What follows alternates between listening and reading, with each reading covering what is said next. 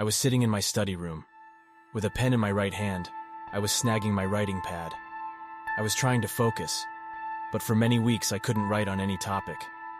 Since I escaped a certain death at Usher's mansion, I have passed through this phase many times. During the past 5 years, I tried many times to recollect my courage and revisit the place. Each time, a deep sense of fear overwhelmed me, and I took refuge in the company of my friends till the passage of that phase. I often spent my nights in the clubs to avoid sleeping and the nightmares. The horrible end of the Usher family and the mysteries associated with the house had been haunting me for years. Since my escape from Usher's mansion, I tried my best to forget those horrible events, but I failed.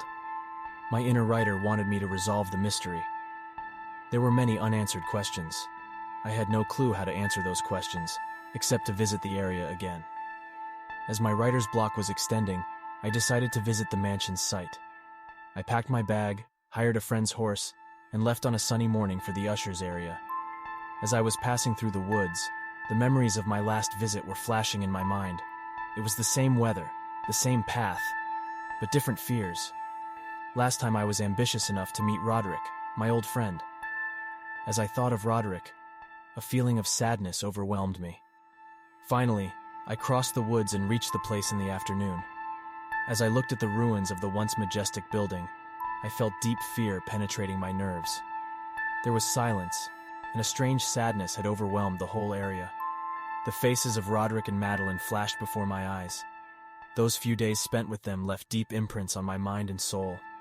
I shook my head and moved forward towards the main gate of the building. My hands were shivering when I opened the half-broken main gate of the mansion. The debris of the mansion told the story of its collapse. As I walked towards the inner portion of the building, my footsteps echoed in the eternal silence. There were dry yellow leaves scattered all around. Except for the whirring of the flying insects and the cawing of crows coming from the woods, there was no sign of life there. The faces of Roderick and Madeline flashed in my mind. I jumped over a broken wall and tried to locate the room where I saw Roderick and Madeline had their last embrace. Soon I was standing on the debris of that room. My fear was overwhelmed by my curiosity now. I looked around and started removing the rubble. My hands got injured and my fingers bled. I stopped for a while and sat on the ground. I was too tired now. I didn't know when I went unconscious. As my eyes opened, it was quite dark now. I was surprised that I slept for so many hours. As I tried to stand up, my head hit a hard surface. I felt as if my lower half body was paralyzed. A strange fear overwhelmed me. It was very suffocating. I wanted to shout for help but was unable to utter a word. I was severely frustrated and tried to get up using all my energy, but my head collided again against a hard surface just a foot or two above my head. I tried to calm myself, stretched my hand, and touched a wooden surface all around. I realized I was in a coffin. The face of Madeline flashed before my eyes, and I went unconscious again. I didn't know how long I remained in the coffin, but when I woke up again, I found myself in the open air. I heard a rhythmic drumbeat. I took a deep breath and slowly opened my eyes. What I saw was shocking. I was incredibly disoriented and confused. The sight of fire, a fat man beating the drum, shaking his head, and uttering strange spells, added to my fear. The initial relief after breathing in the open air had gone now. As my eyes adjusted to the dark, I saw two skeletons erected just in front of the fat man. The two skeletons were in a state of embracing each other. The scene of Roderick and Madeline's last embrace flashed in my eyes. Are they the twins? The last of the Usher's line? I asked myself.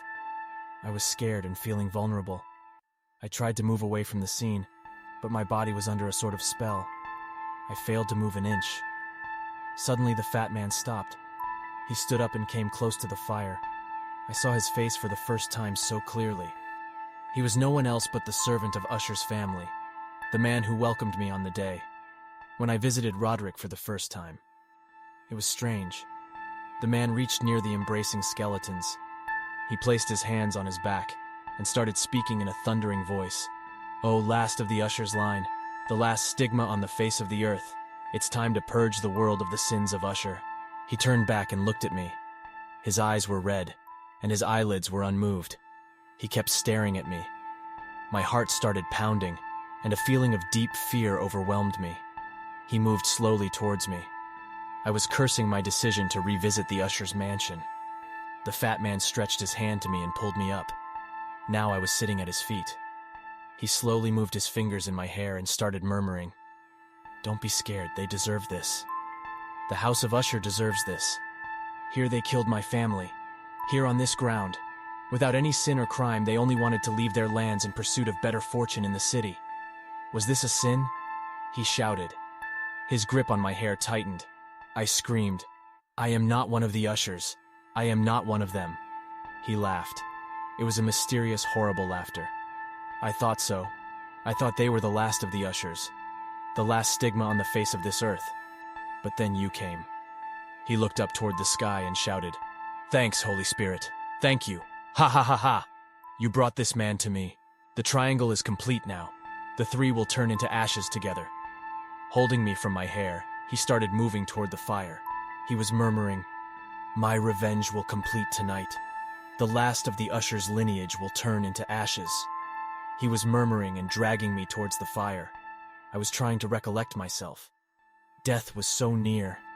My survival instinct woke up with all its strength, and as soon as we reached the fire, I gathered all my energy and pulled myself back. He lost his grip on my hair. I stood up quickly and kicked him. He fell into the fire. His scream broke the silence of the forest. I gathered all my energy and ran away into the woods nearby. I heard his screams behind me and the howling of animals. I kept running without daring to look back. I knew that there was nothing left for me but to run. Finally, I crossed the woods and saw the dim lights of a town.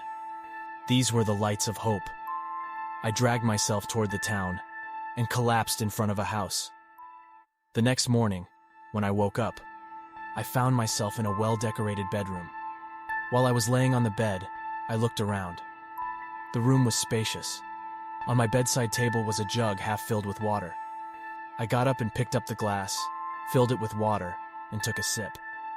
As I finished the glass of water, the door opened, and a young lady entered the room with a tray in her hands. She came close to me and placed the tray on the side table. It contained a cup of tea and a loaf of bread. I looked at her to say thanks, and realized that her face was very familiar to me. But I was so hungry that tea and a loaf of bread captured my full attention. As I picked the bread and dipped it in the cup of tea, I noticed that she was smiling at me. I looked up at her. She came close, placed her right hand on my shoulder, looked into my eyes, and whispered, "My master used to eat like this." Her eyes were twinkling. She was almost over me. "Have we ever met before?" I asked. She smiled, leaned over me, and whispered, "Yes." I felt her breath on my face. I was almost mesmerized. She suddenly stepped back and walked out of the room. I was in a state of surprise and shock. Soon, I was able to overcome my feelings and took my breakfast. Now I was feeling more energetic. I opened the door and came out. It was a small lounge. A few pictures were hanging on the wall. I walked towards the book rack placed in the left corner of the lounge. Before I could pick a book, I saw a black leather diary. I picked up the diary. The writing on the first page shocked me. Her face flashed in my mind. I recognized her. I had seen her at Usher's mansion with Madeline. I placed the diary back and silently walked out. I escaped mortality once again. Today, while sitting in my study writing all this, I feel how horrible were those 3 words. End of Ushers.